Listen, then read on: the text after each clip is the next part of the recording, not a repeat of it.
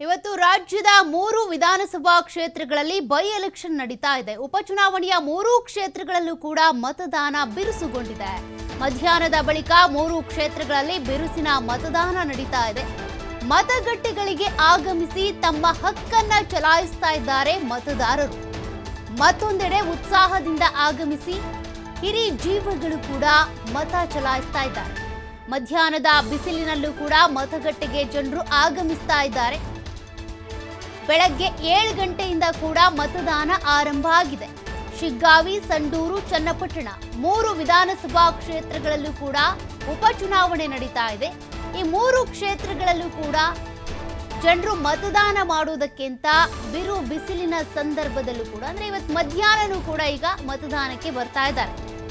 ಬೆಳಗ್ಗೆ 9 ಗಂಟೆ ಅಷ್ಟೊತ್ತಿಗೆ 10%, 11% ಇದ್ದಂತಹ ಮತದಾನ 11-12 ಗಂಟೆ ಅಷ್ಟೊತ್ತಿಗೆ 27, 26 ಈ ರೀತಿ ಆಯಿತು. ಅದಾದ ಬಳಿಕ 42, 43, 45% ಮತದಾನ ನಡೀತಾ ಇತ್ತು. ಈಗಲೂ ಕೂಡ ಮತದಾನ ಮುಂದುವರಿತಾ ಇದೆ. ಒಂದೊಂದು ಕಡೆ ಹಬ್ಬ ಜಾತ್ರೆಗಳು, ಮತ್ತೊಂದು ಕಡೆ ಜನರು 1 ವರ್ಷ ಅಷ್ಟೇ ಆಗಿದೆ ಚುನಾವಣೆ ನಡೆದು ಮತ್ತೆ ಮತದಾನ ಮಾಡಬೇಕು ಅನ್ನುವಂಥ ಕೆಲವೊಂದು ಬೇಸರ. ಇದೆಲ್ಲದರ ಮಧ್ಯೆ ಕೂಡ ಹಿರಿ ಜೀವಗಳು, ಅದೇ ರೀತಿಯಾಗಿ ವಿಶೇಷ ಚೇತನರಿರ್ಬೋದು, ಮತದಾನ ಮಾಡುವುದರ ಮೂಲಕ ಕೆಲವೊಬ್ರು ಏನು ಉಡಾಫೆ ತೋರಿಸ್ತಾ ಇರ್ತಾರಲ್ಲ, ಮನೆಯಲ್ಲೇ ಕುಳಿತುಕೊಂಡು ನನ್ನ 1 ವೋಟಿಂದ ಏನಾಗುತ್ತೆ ಬಿಡು ಅಂತ ಅಂದ್ಕೊಂಡಿರ್ತಾರೆ. ಅಂಥವ್ರಿಗೆ ಈ ಹಿರಿ ಜೀವಗಳು, ವಿಶೇಷ ಚೇತನರಿರ್ಬೋದು, ಬಾಣಂತಿಯರಿರ್ಬೋದು, ಚಿಕ್ಕ ಮಗುವನ್ನು ಹಿಡ್ಕೊಂಡು ಬಂದು ಮತದಾನ ಮಾಡ್ತಾ ಇರುವಂಥವ್ರು ಇರ್ಬೋದು, ಇವರೆಲ್ಲರೂ ಕೂಡ ಮಾದರಿ ಆಗ್ತಾ ಇದ್ದಾರೆ. ನೀವು ಕೆಲವೊಂದು ದೃಶ್ಯಗಳನ್ನು ನೋಡ್ತಾ ಇದ್ದೀರಾ.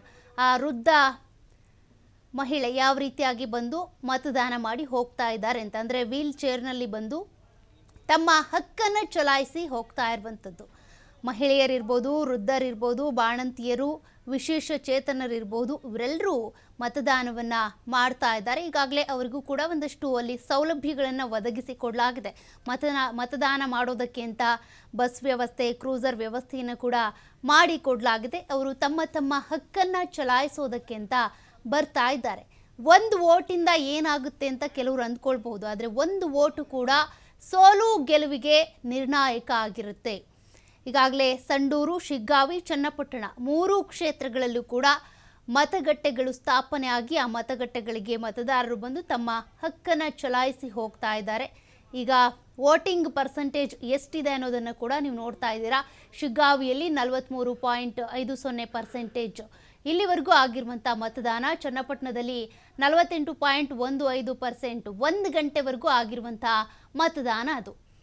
ಇನ್ನು ಸಂಡೂರಲ್ಲಿ 43.46%, ಅಂದರೆ 1 ಗಂಟೆವರೆಗೂ ಎಷ್ಟು ಪರ್ಸೆಂಟೇಜ್ ಮತದಾನ ಆಗಿದೆ ಅನ್ನುವಂಥದ್ದನ್ನು ಕೂಡ ನೀವು TV5 ಸ್ಕ್ರೀನ್ನಲ್ಲಿ ನೋಡ್ತಾ ಇದ್ದೀರಾ. ಶಿಗ್ಗಾವಿ, ಸಂಡೂರು, ಚನ್ನಪಟ್ಟಣ 3 ಕ್ಷೇತ್ರದಲ್ಲೂ ಕೂಡ ಅಂದರೆ 50-55ಕ್ಕೆ ಇನ್ನೂ ಕೂಡ ಬಂದಿಲ್ಲ, 48ರಲ್ಲೇ ಇರುವಂಥದ್ದು.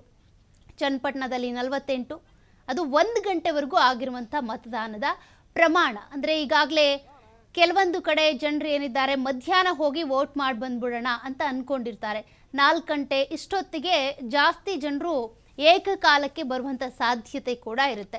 ಇನ್ನು ಕೆಲವರು ಏನಾದರೂ ತಮ್ಮ ಕೆಲಸಗಳಿಗೆ ತೆರಳಬೇಕು ಅಂತ ಅಂದರೆ ಬೆಳ್ಳಂಬೆಳಗ್ಗೆನೆ ಬಂದು ಮತದಾನವನ್ನು ಮಾಡಿ ಹೋಗಿರ್ತಾರೆ. ಹೀಗಾಗಿ ಕೆಲವರು ಮಧ್ಯಾಹ್ನದ ಮೇಲೆ ಬಂದು ಮತದಾನ ಮಾಡುವಂಥ ಸಾಧ್ಯತೆ ಕೂಡ ಇದೆ.